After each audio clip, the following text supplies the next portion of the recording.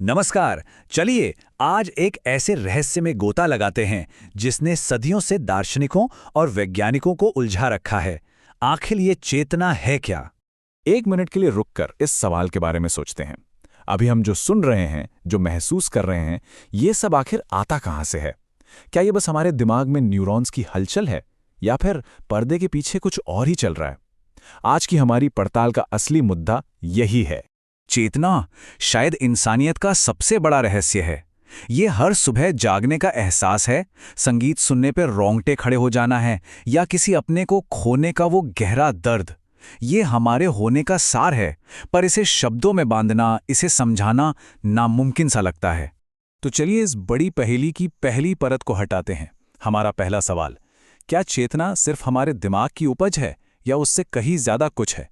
इसी सवाल को मशीन में भूत के नाम से भी जाना जाता है। मतलब, क्या हमारे इस भौतिक शरीर के अंदर कोई गैर भौतिक मन या आत्मा भी मौजूद है? तो यहां पर जो बात है ना, वो दिमाग और मन के बीच की गहरी खाई को दिखाती है। देखिए, दिमाग, उसे तो हम स्कैन कर सकते हैं, उसे छू भी सकते हैं, उसके न्यूरॉन्स की एक्टिविटी को नाप सकते हैं।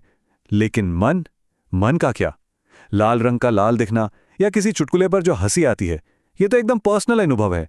इन्हें आप नाप नहीं सकते, इन्हें तो बस जिया जा सकता है।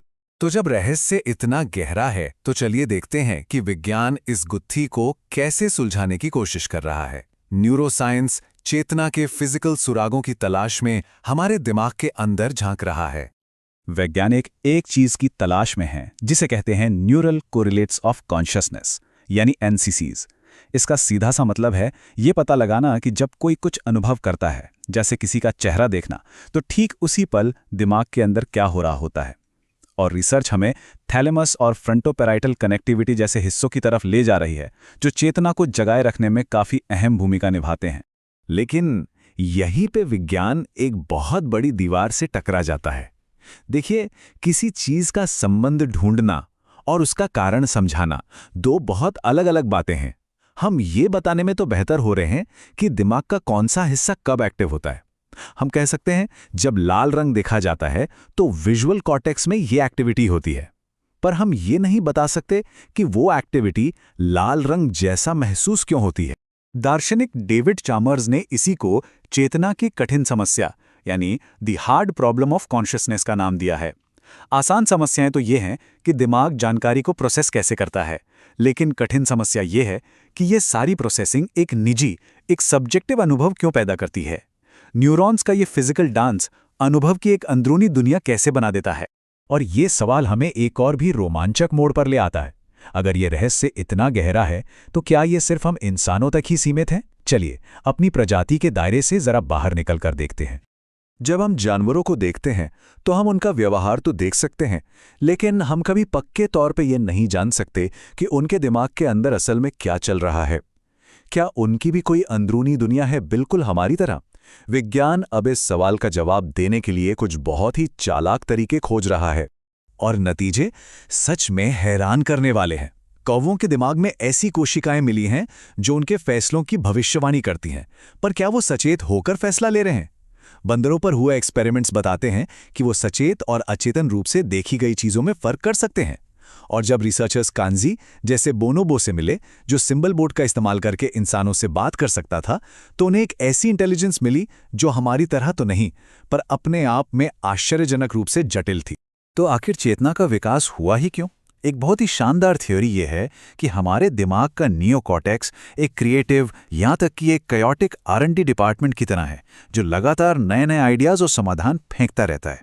और चेतना, वो उस डिपार्टमेंट और बाकी दिमाग के बीच एक मैनेजर की तरह है, जो इन सभी बिखरे हुए आइडियाज को एक सीधी, एक्शन लेने लायक कहानी में पिरो देती है। प्राकृतिक दुनिया से निकलकर अब चलिए आर्टिफिशियल दुनिया की ओर बढ़ते हैं। हो सकता है चेतना की अगली सरहद मशीनों में ही हो। आर्टिफिशियल इंटेलिजेंस या AI अविश्वसनीय गति से आगे बढ़ रही है, और ये हमें उस सवाल का सामना करने पर मजबूर कर रही है जो कभी सिर्फ साइंस फिक्शन की किताबों में मिलता था। क्या हम कभी एक ऐसी मशीन बना पाएंगे जो सच में सोच और महसूस कर सके? अब इस पर ना फिलॉसफी में दो बड़े कैंप हैं। एक तरफ है फंक्शनलिस्ट। उनका आइडिया देखा जाए तो बड़ा सिंपल है। अगर कोई मशीन इंसानी दिमाग की तरह ही जानकारी को प्रोसेस करती है, तो वो सचेत हो सकती है, फिर चाहे वो सिलिकॉन से बनी हो। लेकिन दूसरी तरफ है चाइनीज रूम का तर्क। ये कहता है रुको, सिर्फ सिंबल को नियमों के हिसाब से आगे पीछे करना समझना नहीं होता। जैसे एक कंप्यूटर बिना चीनी भाषा का एक शब्द समझे भी उसमें जवाब दे सकता है, ठीक वैसे ही वो भावनाओं को महसूस किए बिना उनकी नकल भी कर सकता है। और ये सिर्फ कोई किताबी बहस नहीं है, इसके असली दुनिया में बहुत गहरे नैतिक सवाल छिपे हैं। अगर हम नैतिक फैसले लेने में सक्षम एआई बना लेते हैं, तो जब वो कोई गलती करता है तो जिम्मेदार कौन होगा? उसे बनाने वाला प्रोग्रामर, कंपनी या फिर वो एआई खुद? अब तक हमने दिमाग, जानवरों और मशीनों की बात की है, लेकिन चलिए इस पूरी बातचीत को वापस सबसे निजी स्तर पर लाते हैं, हमारे अपने अनुभव पर। आखिर इस चेतना का हम सबके लिए क्या मतलब है? विक्टर फ्रैंकल, एक मनोचिकित्सक जो होलोकॉस्ट के कैंपों से जिंदा बचे थे, उन्होंने चेतना के उद्देश्य पर एक बहुत ही गहरा नजरिया पेश किया। उन्होंने अकल्पनीय पीड़ा झेली और उसी अनुभव से एक बहुत शक्तिशाली फिलॉसफी का जन्म हुआ। फ्रायड मानते थे कि इंसान की सबसे बड़ी प्रेरणा सुख की तलाश है, लेकिन फ्रैंकल ने कहा नहीं, इंसान की सबसे गहरी इच्छा होती है अर्थ की इच्छा।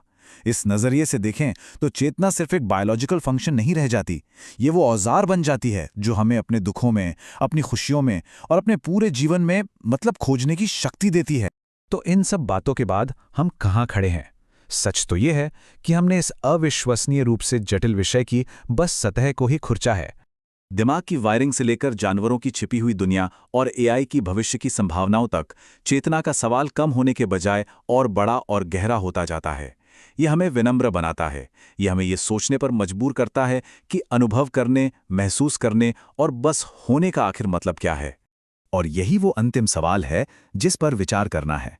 जब हम चेतना को समझने की कोशिश करते हैं, तो क्या हम सिर्फ अपनी प्रजाति की एक बायोलॉजिकल पहेली को सुलझा रहे हैं, या फिर हम किसी और भी बुनियादी चीज की झलक पा रहे हैं, शायद स्वयं ब्रह्मांड की प्रकृति के बारे में ही कोई रहस्य? इन बड़े विचारों पर हमारे साथ सोचने के लिए धन्यवाद। अगर ये सफर दिलचस्प लगा तो इसे लाइक और शेयर करने से हमें इस तरह की और बातचीत करने में मदद मिलती है।